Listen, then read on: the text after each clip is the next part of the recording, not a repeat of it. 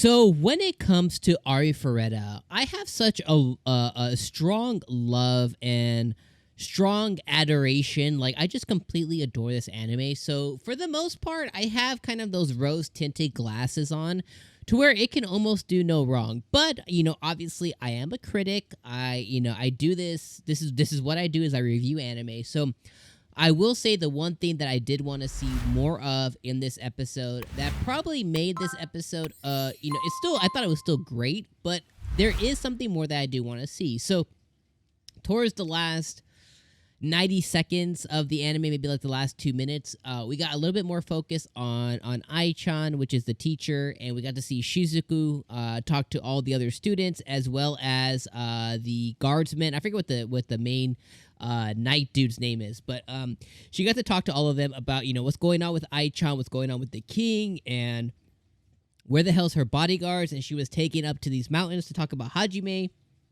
And everyone just, like, a lot of different people around them, a lot of different students around them have just been disappearing. And all of that is really interesting. So where I'm going with this is I really would have loved if, and maybe we'll get there, but, my worry always is we're only going to get 12 episodes, I think. This is what this is, 12, maybe 13 episodes. So what they have to cover, the time that they have left to cover everything is minor. So I would have loved if we got maybe half, maybe 12 minutes of this episode focused on what's going on there, the movements that's happening, the corruption within the kingdom, the god or lord or demon, whatever is causing people to be controlled and do these actions out of turn. I would have loved to have a little bit more time focused on that. And I would have loved to have a little bit more time focused on the students, on what they're doing, right? What is Shizuku doing? What is the other students doing around her, right? We have that the one dude who was like the hero or whatever. What has he been doing? I feel like he's going to turn evil at some point. So that's kind of the feeling that I got, from the get-go. So what's he doing? What are his friends doing?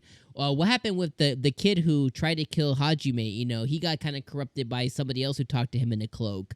Where is that at? There's a lot of things that they have introduced, but then not fledged out anymore. So that's my first stop is, on this episode is I would have loved to have seen more of that. Now, will we get that? I still feel pretty confident as yes, but what this anime does really well, and that's kind of its detriment at the same time, is we get really strong and laser focus on Hajime and his group, which I love. I do love. But because they've introduced these other outside entities, these other outside plot developments that have been going, it's like, I want to know about that too.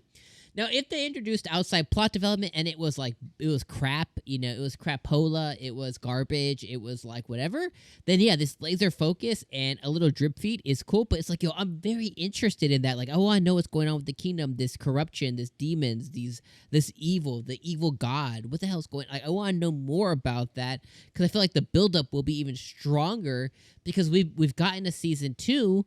Right? We've gotten a season 2 for this, but will we get a season 3? Will we get a core 2? Like, none of that's been confirmed. So it's like, I want to see some of this stuff develop, even if they have to kind of go through some of the material a little bit faster.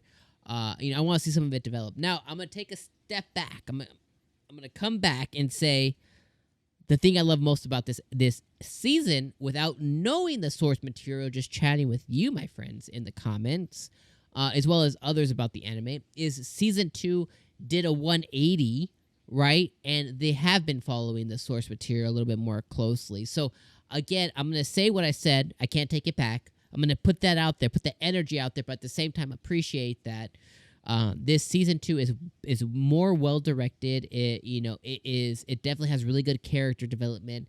It has really good dialogue and storylines. Like I said earlier, I have rose tinted glasses on because I'm just loving. I thought this episode was fire. I was completely just super attached to my screen while watching it, and I was like, ooh, Kaori. I told you guys before, and I know y'all don't feel this way, but someone out there, we're brothers or sisters from another mother over here, and I'm a big Kaori fan. I'm a big Kaori stan. I love Kaori. She's my favorite character.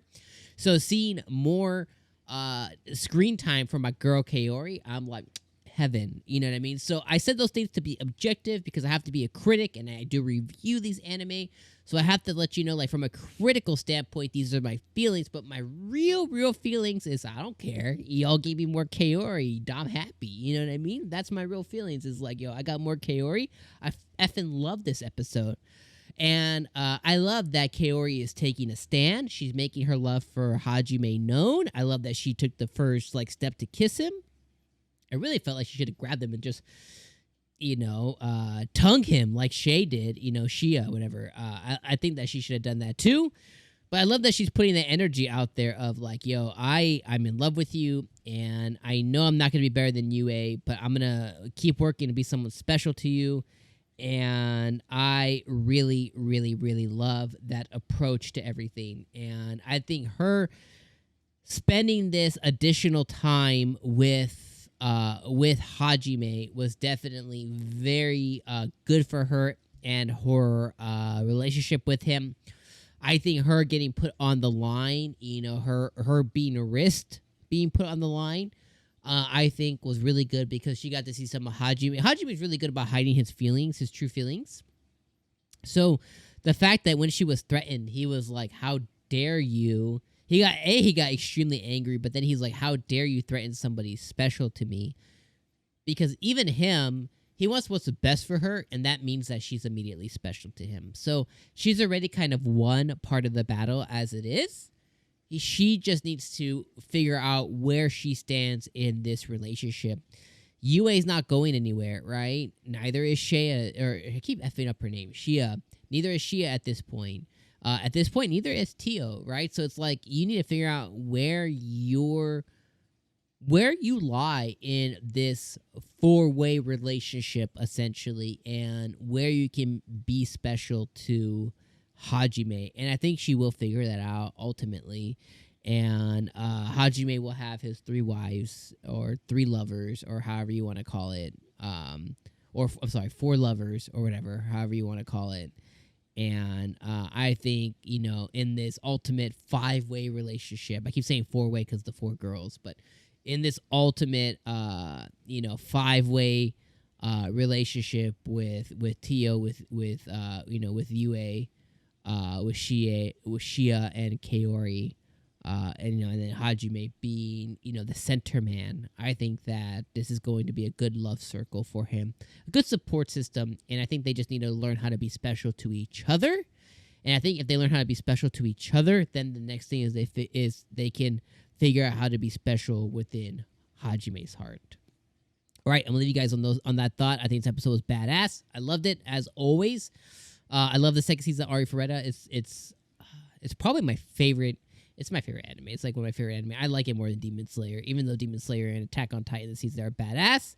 Arifureta, this is just it's my show. It's my show. It's my jam. So it's my favorite anime season, and I'm not afraid to say that. So put the energy out there. Let me know what you guys think. Put some comments down below. Leave me some likes. If you haven't been here already or it's your first time, subscribe.